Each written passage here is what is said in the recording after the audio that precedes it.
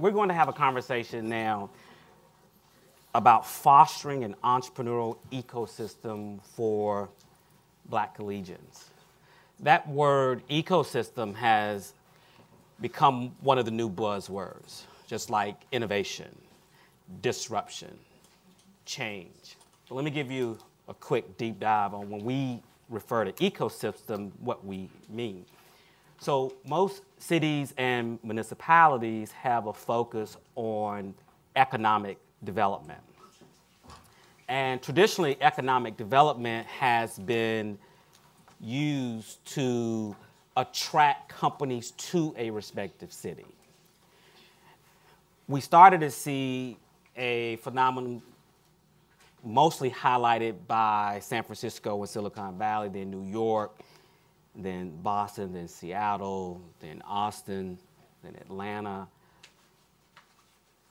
Tony Hsieh in Vegas, Dan Gilbert in Detroit, where these incredibly successful exited startup founders, now turned investors, now turned ecosystem builders, were reinvesting some of their own money, raising money, buying buildings, setting up co-working spaces, setting up tech hubs and entrepreneurship centers, launching accelerators, partnering with universities, and were really networking and connecting this startup ecosystem around net new job creation that is hyper-local to a community versus the attraction of companies. There's a balance of both. You attract companies in.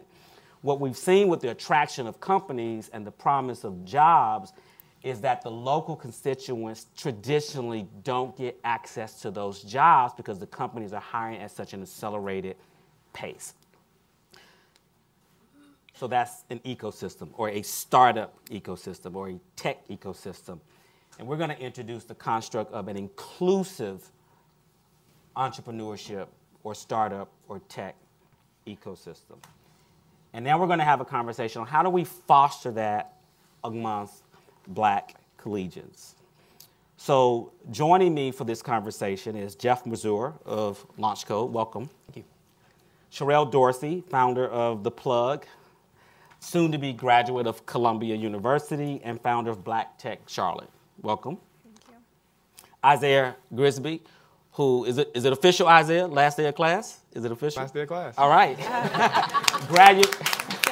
Graduating senior at Clark Atlanta University in Atlanta, Georgia, and has been an intern at the Opportunity Hub and was a part of HBCU at South by Southwest. Welcome.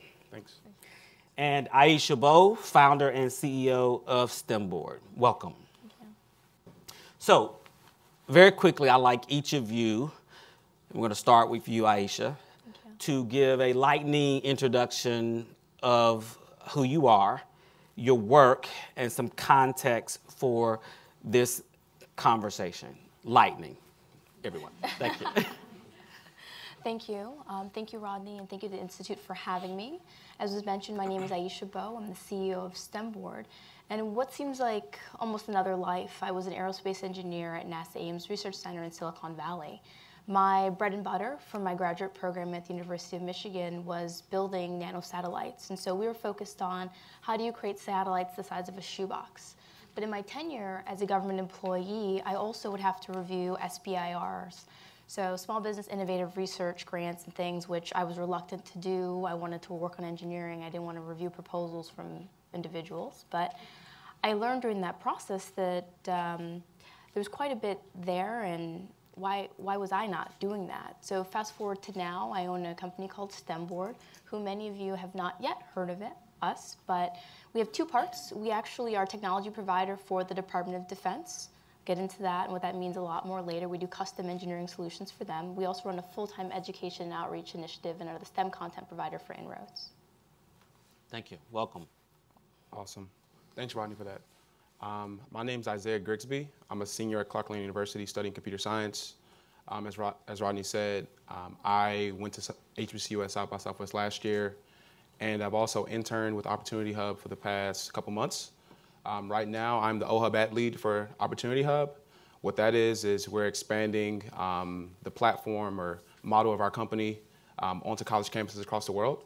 So we're building out entrepreneurship, innovation, and technology labs across schools across the world. So we actually opened up our first lab at Morehouse College about 2 weeks ago.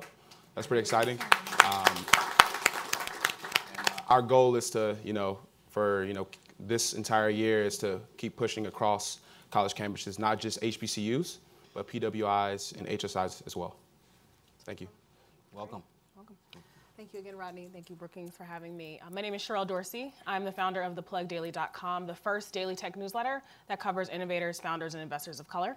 I also run Black Tech Charlotte, which is the first tech hub for communities of color in Charlotte, North Carolina. A lot of our work centers around the idea that we are in a majority Black city, majority minority city, and yet there was no space or place for Black technologists. We have a ton of HBCUs within the area graduating at an astronomical rate, engineers, folks in STEM, and yet we only saw about a 12% representation within employment within the STEM field in Charlotte. And so we are working to connect our city to both employers, resources, and also students. And so we're actually absorbing the City of Charlotte's technology program for high school students to get tech training skills and then be placed in tech internships. And then just a little bit about my background. I'm originally from Seattle, Washington. I learned how to code in a high school program started by a retired Microsoft millionaire Black woman at the Technology Access Foundation, worked at Microsoft every summer in high school, and that was kind of the basis and the foundation for the work that I do today.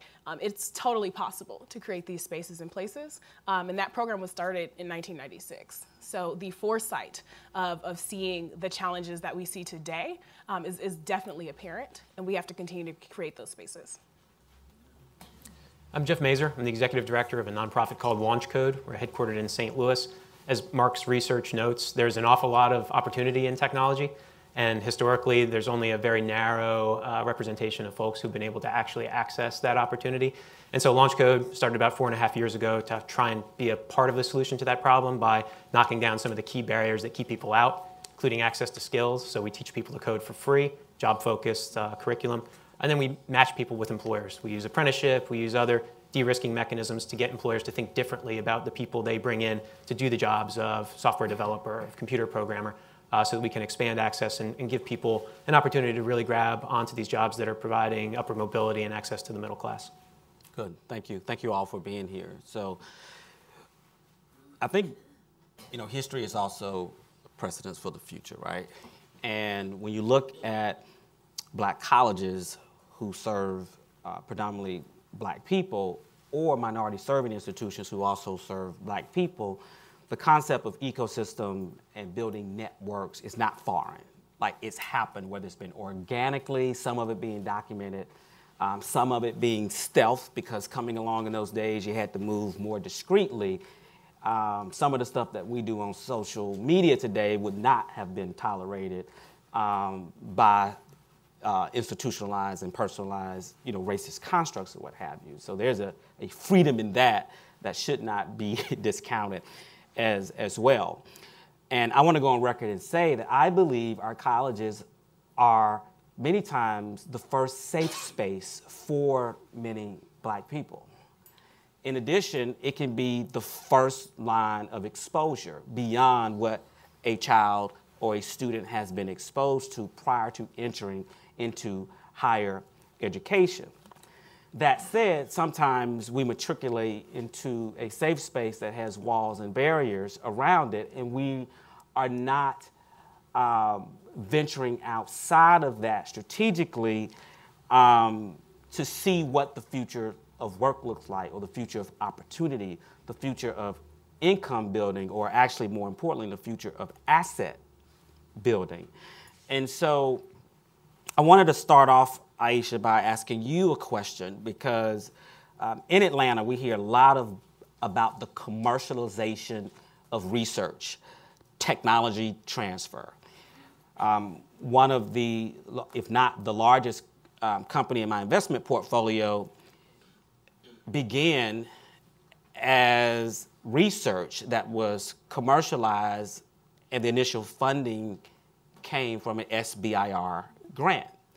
So from your vantage point, what are you seeing today, candidly, with PWIs, predominantly white institutions, and their approach to the commercialization of tech transfer and research, and our historically black colleges and universities or minority-serving institutions? Kind of a quick comparative analysis, candid, and then what should we be doing to actually increase the opportunities for the commercialization of tech transfer and research that's coming out of our institutions of higher learning? Okay, wow. Ooh, let's see, where should I start? So let's say I did not matriculate into a safe space. Both of my degrees are from the University of Michigan in aerospace engineering, of which I can say I was one of a very few African Americans, let alone African American females, throughout that entire experience. It was also when the university decided that they were going to do away with affirmative action, and that brought quite a lively bit of conversation in the libraries. That being said, I wanted to provide that sort of backdrop of having a nurturing environment, because the university, while it was not inclusive of individuals like myself, they were very inclusive when it came to technology, laboratory space, environment. I received a outstanding education, not only in the discipline, but how to go into business in that discipline. My master's classes were MBA electives for my engineering program that was like almost mandated by the program.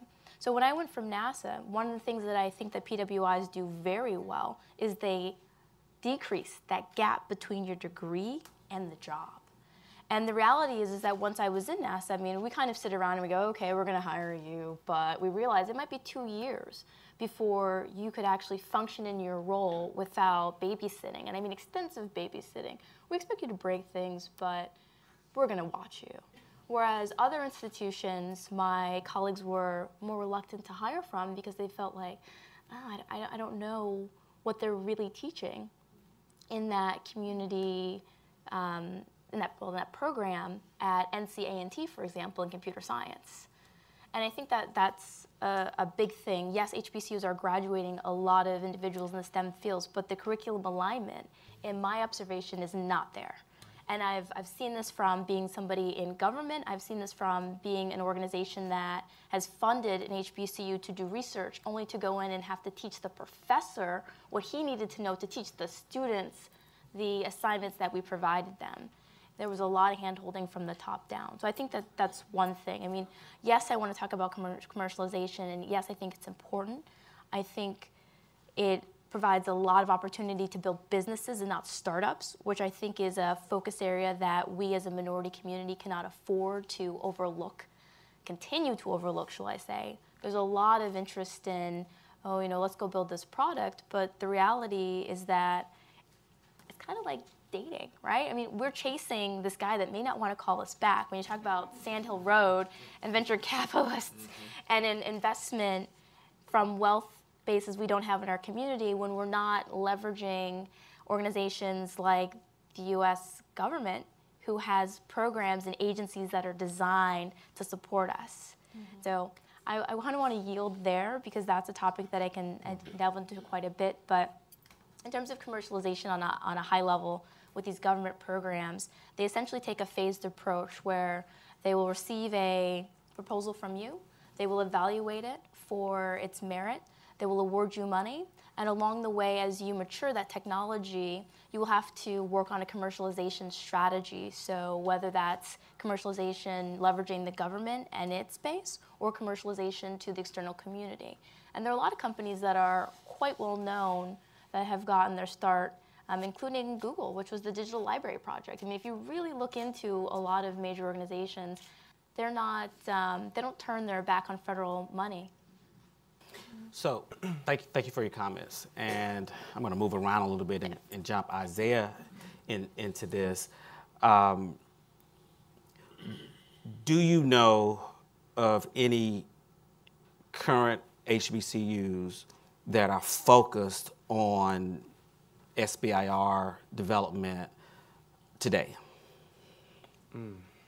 Well, I'm sorry, I'm coming to you, Isaiah, but that's for you, Aisha. Yeah, so there are three that are at the top of my head. Alabama, A&M, they have a HBCU conference that many in this room have attended and participated in. They have representation from most of the major leading federal organizations, Bowie State, Morgan State. Those HBCUs have been very active in recognizing that there's opportunity here, but also capturing that opportunity, getting SBIRs and transitioning some technologies. Okay, thank you for that.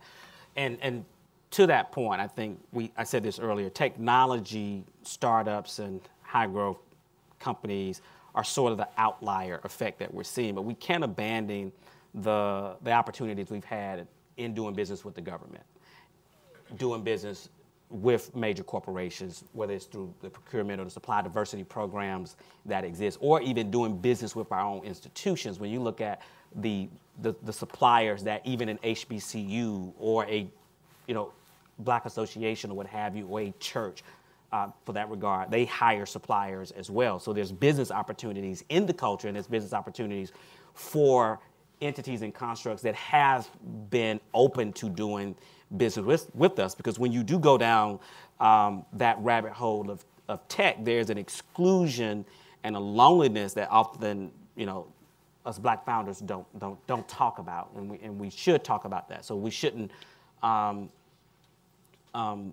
just say everybody needs to go build an app and everybody needs to have an MVP. Right? I think there needs to be a balance of what problem you're solving and who can you sell it to, and then you start your business from there. I have been impressed, and you'll hear a little bit from Tiffany Bussey in the next panel about some of the mentor protege programs that Morehouse College and how they've been mentoring small businesses and helping them to grow and to scale.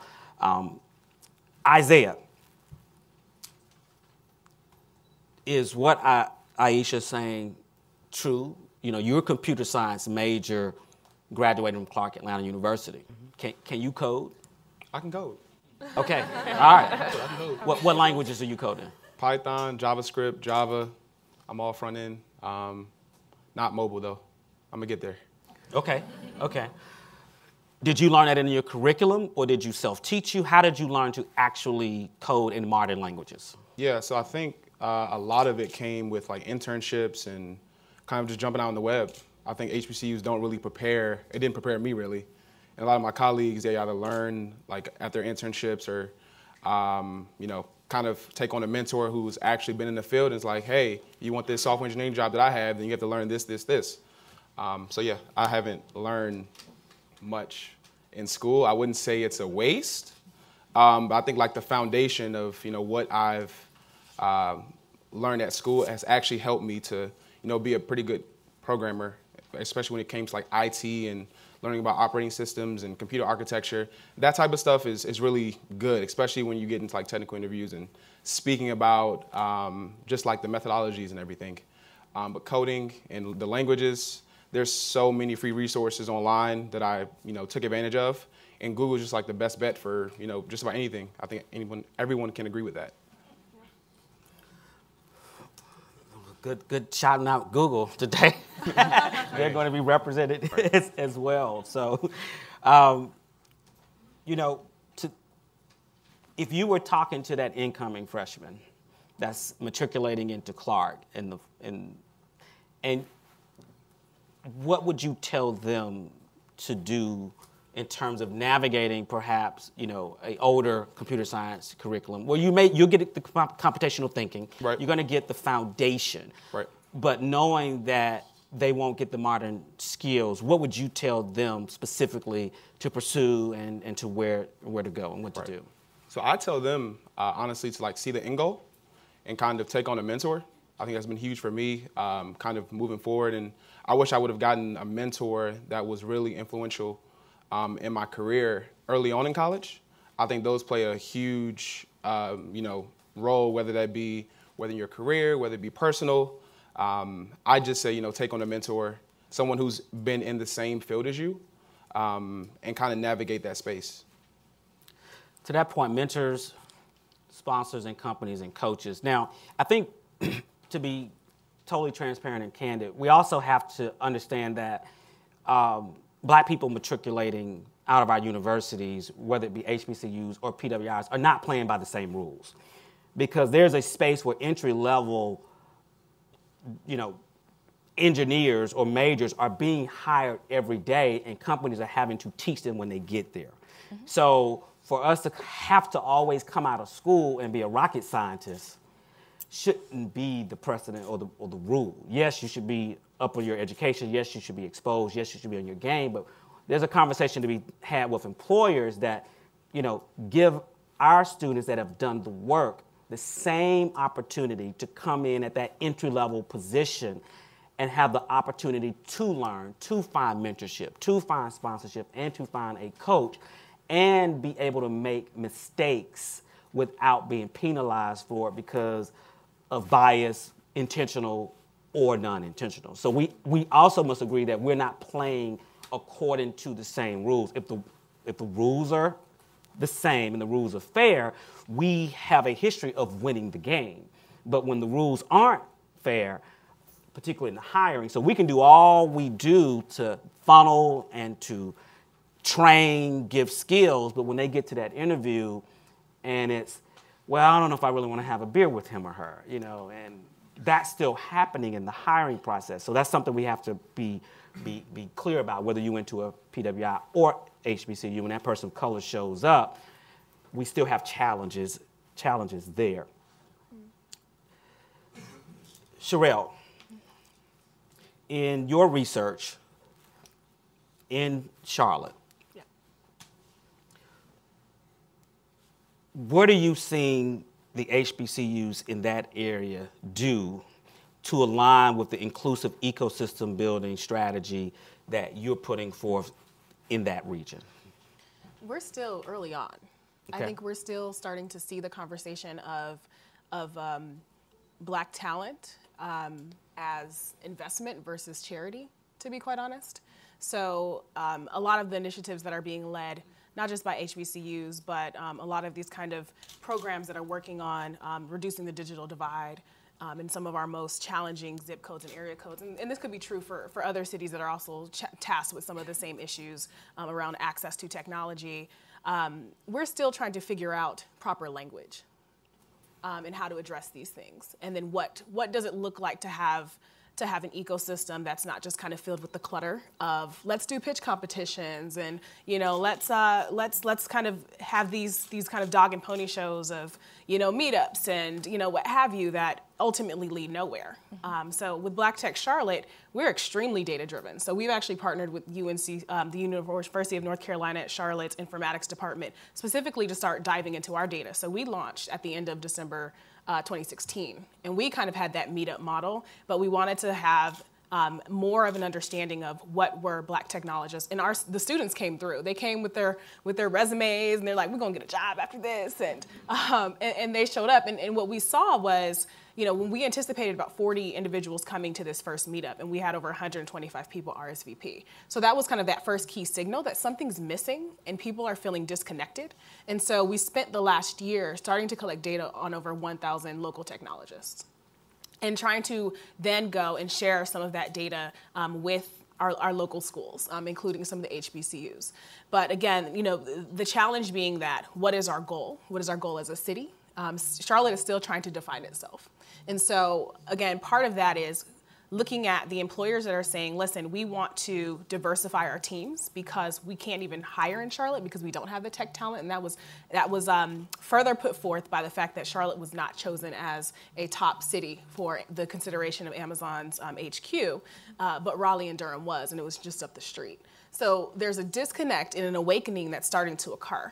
In Black Tech Charlotte, as we start to dive into our data and really start to understand what does that gap look like? Why are people who are graduating from these programs not staying in Charlotte? Part of my research thesis for my program at Columbia, I'm in a data journalism program, is talking about this idea around Black brain drain, where majority of the Black graduates that are graduating from schools in and around Charlotte are leaving and going to the Bay. So now we don't even have that base of talent that's staying there or feels that they have enough opportunity. So even if I get a job, so let's say when I first got to Charlotte, I was a marketing manager for Uber, and then I eventually went on to Google Fiber.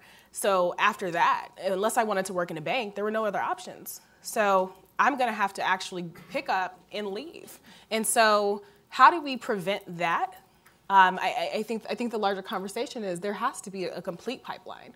And then for HBCUs to definitely work with employers around how can I help this person navigate their entire career, get them to stay here, buy a home here, invest in their communities, and raise their families here. How do we keep Black talent within our city? As a follow-up to that, you're absolutely correct. There's a lot of focus on what some would call the entertainment effect of the startup world, Yeah. the Hollywoodization of entrepreneurship, where, you know, it's, oh wow, they have thousands of IG followers, but they don't have a product. You know, they're on every conference speaking, but they don't have a customer.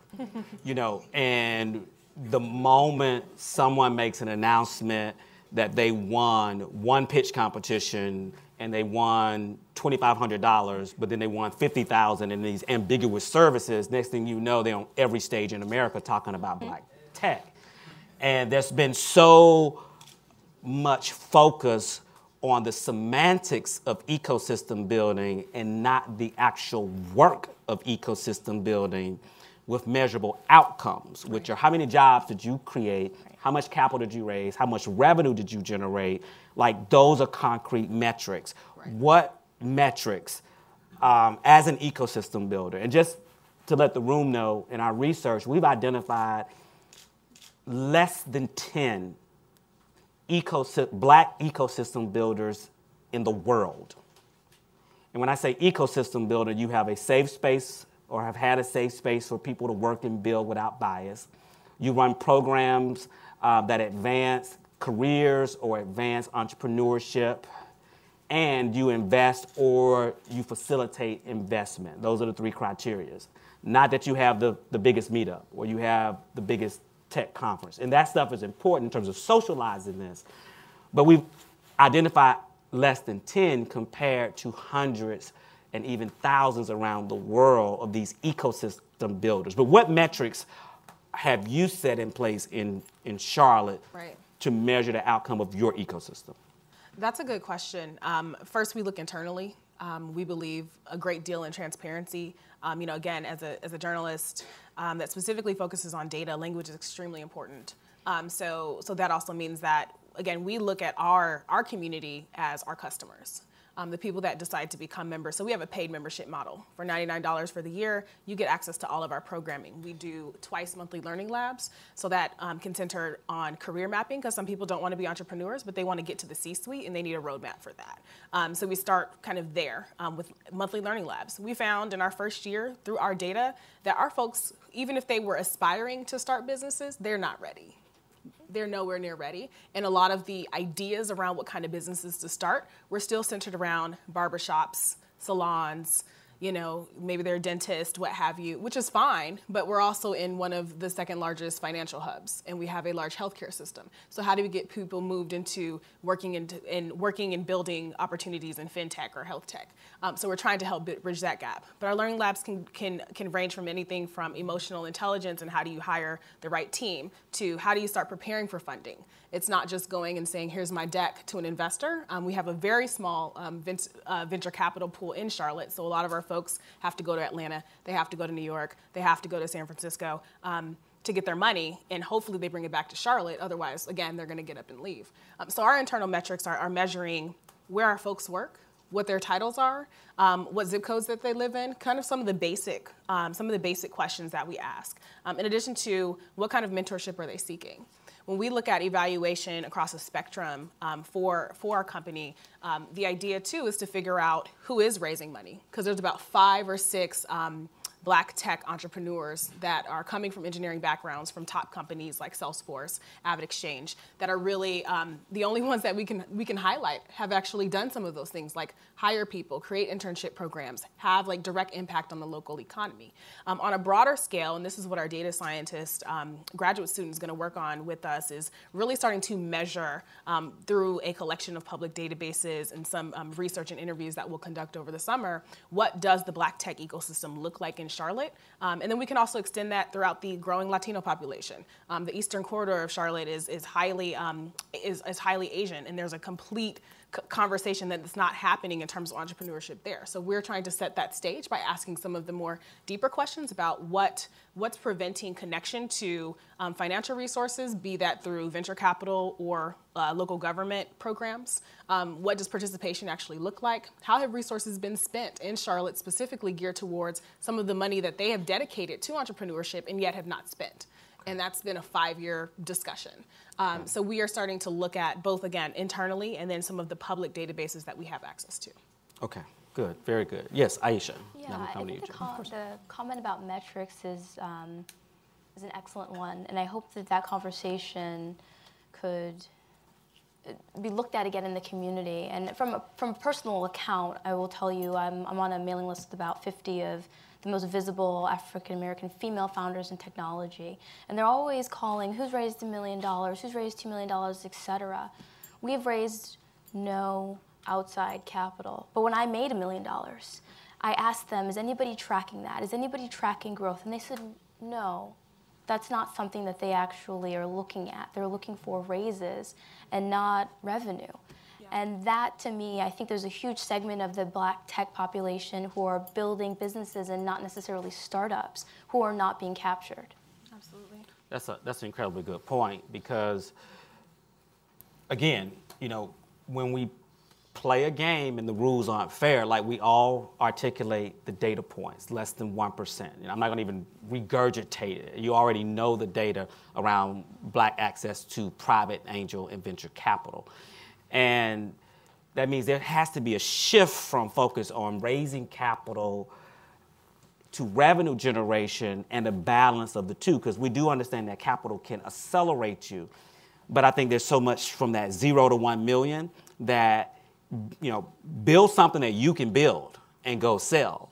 And if you need someone else's money to build it, maybe you should sell something else before you go and build that. I think that's how we can learn from the alum that have come out of our historically Black colleges and universities, like the Janice Brown Howards of the world, how they built a traditional staffing company and then they invested heavily into technology, and now they make the majority of their money through an algorithm they created to Fortune 50 companies. Or when you look at how pioneering Morehouse has been with their mentor protege program, how Howard had an SBDC decades ago and was building those small businesses.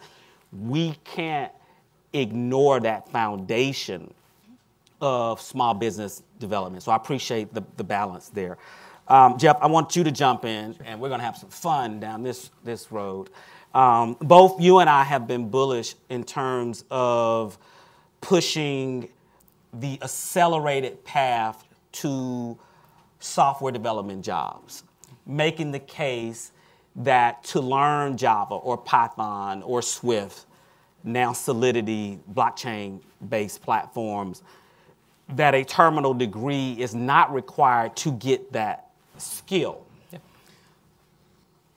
From your vantage point, what does the employability look like for a person that comes through Launch Code, sure, a person of color that comes through Launch Code?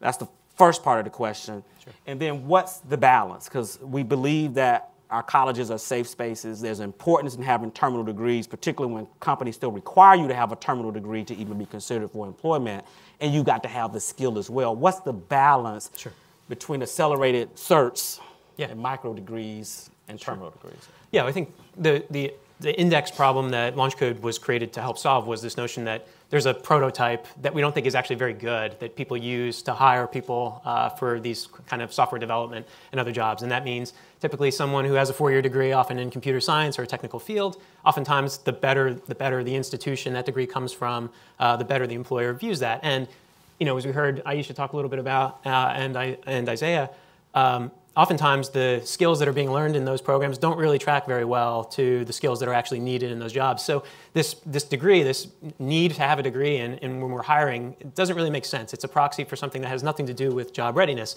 And what it does, it serves as a barrier. It serves as an opportunity for people who can get the degree simply as a component of signaling to get into these institutions and get these jobs. And we don't think those are very good ways to get people ready to do practical work and to provide people to employers that can actually do the jobs that they need doing. And so how do you go at that? Well, you can go at that degree need and hurdle a couple different ways. You can try to get as many people from underrepresented communities who historically haven't had access to a degree to get a degree so they can leap over that barrier, which is something we should do and we should do more of.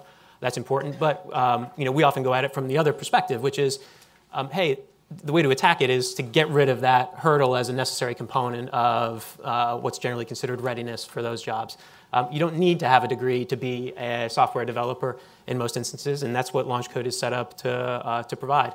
To say that there's a tremendous amount of risk that goes into throwing oneself into a 4-year degree program, and if you know that you want to be a software developer, there are faster, cheaper, easier ways to get the skill that will allow you to do that don't require going down the 4-year degree route. Again, which isn't to say we shouldn't have 4-year degrees, we shouldn't encourage people to do that, but only that for people who aren't coming from generational wealth, for whom the debt burden that they oftentimes have to take on to get that degree, for whom the opportunity cost of going to school in lieu of doing something more abbreviated, more accelerated, that's a lot of risk that affects black learners and black job seekers in a way it may not affect white job seekers. And so trying to mitigate that risk and find pathways that are different, that are accelerated, that are free, that are cheap, that people can get that skill to get them down that road is really where Launch Code is centered. Now, I mean, in terms of balance, the balance is, it's not either or, it's both and, right? There's opportunity for more access, for more and better opportunities to be provided via historically black colleges, for more people have access to college. But for people who either are on the fence about whether they should make that leap and they don't really feel comfortable doing it, there should be accessible pathways outside of that line that allow them to get to the same endpoint when, in the end, what we find increasingly is that degree isn't really a key component of readiness for that job. It sure offers some good status, though. Sure. Right, a terminal degree. Absolutely. And part of that is about changing expectations. So we talked a little bit about employer expectations and why that drives this. What we're saying is we should work with employers, and employers should understand that the status that's been conferred upon those things, maybe it's important for its own sake, but it shouldn't be important for purposes of an employer determining someone's readiness for a job. Yeah, this reminds me of that visual where it shows, like, and we see this a lot in entrepreneurship, like it says, oh, the path of entrepreneurship. I have an idea to exit or an idea to IPO, and it's like a straight line, and then like the reality of it is like this, right? And I think we're entering into, or we're in an economy whereby even learning towards, the shift from income building to asset building, like if you're focused on asset building, we've seen young men and women come out our workforce program, a 12-month resident space coding and entrepreneurship program that had dropped out of school or didn't go to school. They learned Java, got an entry-level Java job at a university, because universities are hiring engineers now, and that same person, after a year, is able to go get their work towards their terminal degree. So I may not come out of high school and go straight, matriculate straight to college, but if the end game is to stack learning for the rest of our lives, I may go get a skill, go into the workforce, and the company then pays for me to go to school? We think that's key. I mean, shifting that burden from the front end and saying someone, you need to put money on the table as a gamble about whether this is going to pay off, that particularly as the skilling that employers expect people to get through a college process becomes more explicit, becomes more specific to the things that employers want to hire for, that burden rightfully ought to shift in the direction of the employer for providing access to those skills and covering the cost of doing that, because that's a big gamble for a person to take if they're not sure it's going to pay off. Good. We're going to open it up for a couple of questions before we conclude. We should also drive home the importance, and Aisha, you said this on our onboarding call, industry. And the importance of industry. If you say you want these skills, then invest in the talent development. You want to comment real quickly before we open it up? Yeah, I absolutely, and that tags on what Jeff was saying. I mean, from an industry perspective, I think that there's this third space, and that's creating, whether it's a standard or a guideline, something that says what are the skills that you actually need to have in order to do this job. Because oftentimes those things are nowhere in the curriculum. So things like Docker, OpenShift, Kubernetes, containerization, all those stuff I deal with my job on a daily basis, but that is not in a CS curriculum. And you may not even find it in coding camp. I mean, so I think sometimes these things are dangerous because they say, oh, learn how to code. And it's like, okay, what language are you learning? Where is that going to get you? Is there an employer who has said they need this particular skill for this reason? And so that's a space I'd like to see more activity in. Yeah, I definitely think balance is the key. And also updating our narrative. I mean, who goes and applies for an entry-level STEAM job? Right? So there's a lot of focus on, academic-based program development, and then we drive that narrative, and then parents are like, well, okay, STEAM, I get it, science, technology, engineering, arts, some people say agriculture, and math, and it's like, well, what does that actually translate in terms, like what's the rubric for that construct to the actual skills? So we have time, Karen, for how many questions? Two or three? How long the answers are. Okay, very good. We'll start with the gentle lady in the front. Thank you so much for your presentations. My name is Rosemary Seguero. I'm a president of a company called Seguero's International Group. I focus on STEM and also on manufacturing. I'm part of the U.S. Congress and Senate manufacturing, and also the World Bank Digital and FinTech. So looking at what you have just said, and looking at how do we develop and how do we collaborate with the HBCUs. I've seen many events. I go to many events of HBCUs, like State Department. They don't come. Any event, because I wanted to know how can HBCUs, black people, be in manufacturing or more. Many of them are researchers, innovators, but you don't see them out there. At the World Bank, I was on this event on FinTech Exchange, where we have blockchain, where we have lab tech, where we have...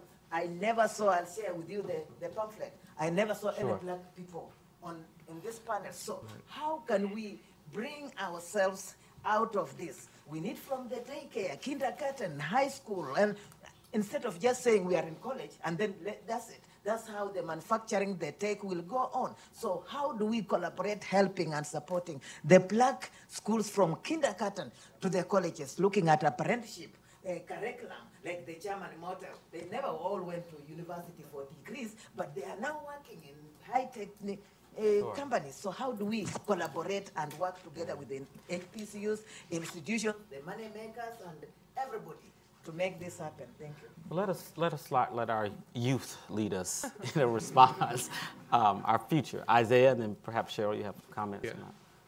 So to answer your question, I think HBCUs, a lot of students that do attend these schools and then graduate, one part of it is actually seeing someone actually do it and then them just following on. Like for instance, someone that goes to Morehouse that graduates, they're consistently rolling out students who are, who succeed. So it's just gonna be a pipeline. Clark Atlanta, for instance, another one. That's, there's rarely ever any, big name or anyone that's actually doing something in, technology or even like business. So I think seeing someone that's actually doing it will actually help build that pipeline. And then the work that I'm doing with OHUB at colleges, that also helps build a pipeline for students who are not necessarily getting those skills in class, but they can also translate that into like the real world. If I can just say a few things. I also think the challenge around interconnectivity within a city, that ecosystem from the public-private sectors and the educational institutions, that communication structure is ill-defined. And so things that we're trying to do in Charlotte is like have something as simple as a Slack channel, you know, where people can start posting jobs, training opportunities. How do we start having conversations? Because not everyone's gonna be on the same listserv, not everyone is reading the same newsletters, and so sometimes the barrier to information is what hinders us the most. In Charlotte specifically, we have an issue around resegregation of schools. So when we're talking about getting students access to what they could potentially be like, a lot of times that has fallen on the weight of nonprofits. We haven't even agreed that like computer science in schools as part of the everyday curriculum is something that should be universal. Right. So those are some of the barriers that we're up against, and you have organizations like NSBE and the Urban League and all of these kind of legacy organizations that are trying to tackle that issue. But if you're looking at school districts with children of, you know, 50 to 100,000 students, and you have these organizations serving such a small sector, then there has to be some other ways that we can hack how information spreads across our cities. So I think that that's something that we're trying to tackle and understand, especially as we walk into doing a tech training program for high school students, because the mentorship and even the networking skill, because that's a skill set, and I've watched a lot of friends, be it HBCUs or what have you, not even know how to go and find themselves a mentor or be able to show up at some of those kinds of events. So we can start that process early on, you know, starting with middle school, starting with high school, and then being able to show people like, here are the resources you actually have in your city. You can actually go ahead and walk up to a company and say, I want an informational interview, or I want to be able to shadow you. Those are skill sets that also take that investment. But I think it starts first with how do we actually share what's happening in our cities? Because we're all having the same events on the same day. We're replicating work, which again, like wastes resources. We're all competing for the same attention, the same audience, what have you. So we have to figure out that part of the equation. So just to round that out, you know, we're looking at those problems and looking how do we productize them at the intersection of highly influential people and opportunities that people don't know about. And I mean, to make that plain, like we're partnering with Young Guru, who's Jay-Z's engineer, on this smart app where people can go and say like, like STEAM, like, but every parent wants their kid to be smart. Like that's a simple construct. I want Johnny to be smart, you know. I want Pam to be smart or what have you. But they need to see what smart looks like in the future economy. And we need influence to drive people. You know, then we've released this ecosystem wealth app. And if you see the mural that we have at our Morehouse lab, it starts with showing the pyramids of Africa. And then the artist, he put some Wakandan in there. I said, what does that mean? He says, that's Wakanda forever, right? And he drew that in the mural, but it goes from there and it shows us breaking out of slavery, through I Am a Man, then it comes to the hub, and it goes all the way to blockchain, to the fringes. And it's like a mural, so when students come in, they're asking like, oh, wow. It's like, forget building unicorns, let's build pyramids. We think there's about, you know, if you look at, you know, 20 million households, 40 million people who somehow need to know that there's a future of opportunity that they may not know about. So how do we get our rap stars and our artists and our athletes to align with us just to drive exposure, right? And then we know they're probably at any given time, there are 5 million U.S. census boys and girls of color that over the next, you know, last census, there's 5 million, and we know they're going to go into the workforce later. Like that 5 million, that's who we've got to educate, right? But we've got to have more than 200 young black women, young black girls taking the computer science exam. Like the funnel went from 20 million households to 200. And what's supposed to come out of that? So we've got to build, like literally build this pyramid in steps all the way up. And we got to use technology and influence to do that. I'm going to come to you. There was someone, the second person all the way in the back. I'm going to go to that gentleman in the back, and then I'll come back to you, and I think we'll wrap up. For two. Okay. So is that one more or is that two more? Two more. Two more. But quickly. Okay. The young, all the way in the back. All the way. You, sir. Next, yes. Yes, you. Yes, you. Hi, good morning. I'm Chinadu Onekwe. I'm partner at Affinity VC. Hello? Hello, sorry. My name is Chinadu Onekwe. I'm partner at Affinity VC. We're backed by some of the most prominent Black investors. And most of them are, to be 100% honest, most of them are Black contractors that were technology contractors that now have decided that they're going to start to do this. So I wanted to, you guys mentioned it, and I thought that there's probably some more that you can explore in that there's Black technologists, especially in the DC area, that are really doing their thing pretty much. And I think you guys can explore more of that conversation. So that's all I really want to bring up. Yeah, I'll let Aisha address that. I want to say, like, once a year, I recruit one Black supplier, contractor, airport concessionaire to tech investing. But that's just one. Like, we need thousands of them that have benefited from 8A certification, government contracting, supplier diversity, to see the opportunity for reinvesting. Aisha? Yes. I think my comment is I actually think that many of us are not being tracked. So we've graduated from a mentor protege program. We're getting ready to become an 8A. As I mentioned, we didn't take any outside capital, and we've crossed that watermark of being able to generate millions of dollars a year in revenue and grow a team organically that is HBCU, PWI, everything, right? And I think that the first thing would be cataloging us and elevating our visibility in the Black and tech space and sharing our stories, because the roadmap to success is shareable. I think we all would like to see more African Americans. Even if you want to start a startup, I'm all for that, but you can diversify your revenue foundation by leveraging government opportunities along the way. Excellent. Last question to the gentlelady right there.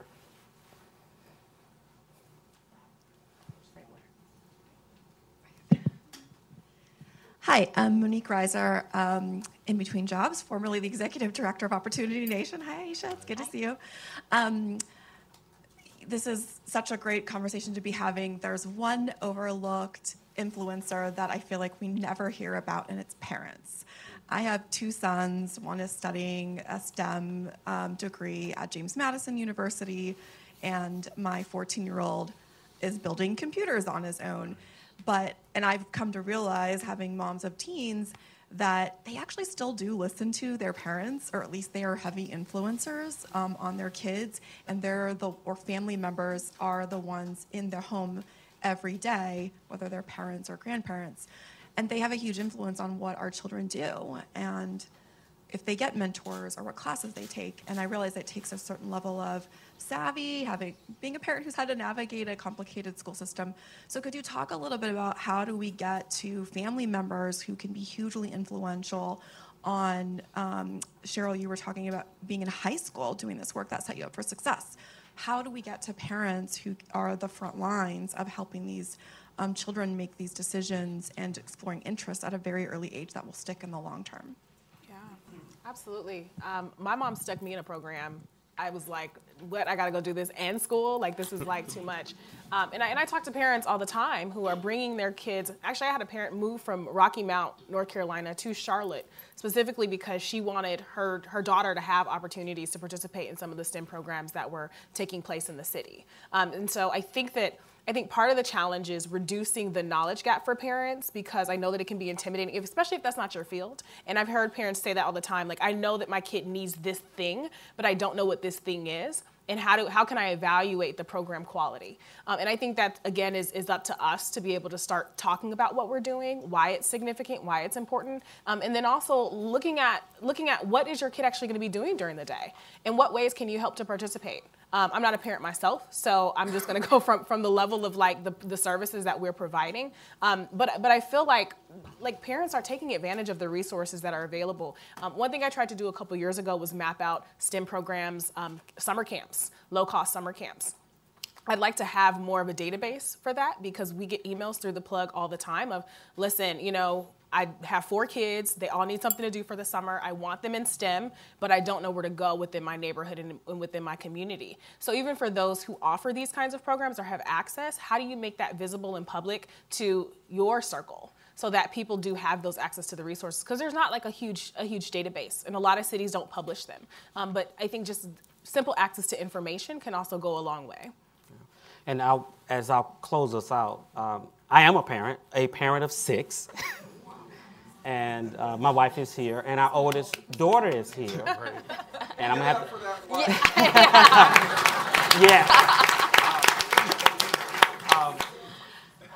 The responsibility does come back to us as parents. I think we have to do some generation visioning, you know, in terms of doing that. I mean, our daughter's headed to Spelman in the fall. But she's already a full stack software developer, certified in Oracle Java developer, went through 3 adult boot camps. And it wasn't easy, but we pushed her and we pushed her, and then after a while, she was pushing us, right? So I think back to that point, we got 20 million black families that just need to know what the opportunities are. But where do these families go every day? A lot of them. Most of them go to some job. So industry, you can help us. They go to a social event, fraternity, sorority, what have you. They church, neighborhood group. We've got to get those groups pushing in mass so that the challenge we'll be talking about in the future is we got so many people in industry. There's a demand on the system, not that where's the funnel at? We know the pipeline is there, but how do we get them all in that respective funnel? I want to thank our esteemed panelists for their thoughtful remarks. Thanks for watching. Be sure to like and subscribe for more videos from Brookings.